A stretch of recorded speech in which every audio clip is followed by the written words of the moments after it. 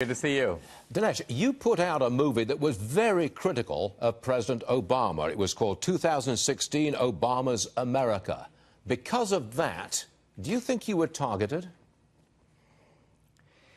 Yes, the movie wasn't just an ideological critique of Obama. It actually went into Obama's world. I mean, there I was in Kenya, in a slum in Nairobi, interviewing President Obama's brother, George. And Obama had been going around saying that we are our brother's keeper. But here was his brother living in third world poverty, and Obama had not lifted a finger to help him. So all of this didn't sit very well with Obama.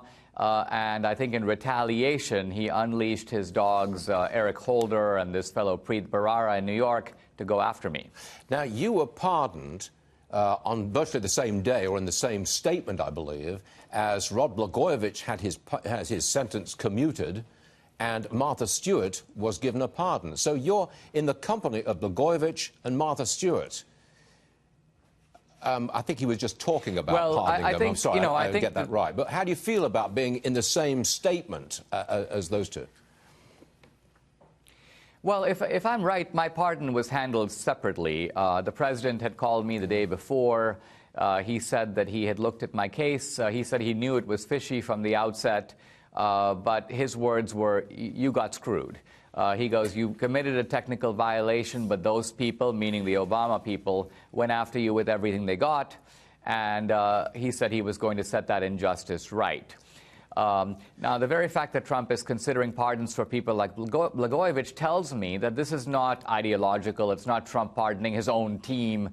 He feels that there are injustices that were perpetrated, and he wants to he has the power to fix them. Dinesh, you said that the president called you. Was that the first you heard about it, or had you been making an application to the president?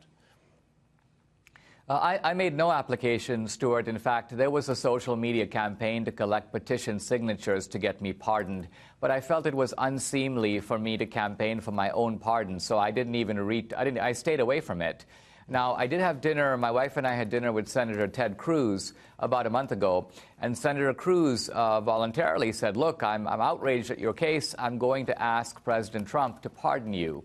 And Cruz had called me and told me that the president was receptive, but he said, look, there's a legal review. It's a complicated matter. It's not a done deal until you get the call from the White House, and then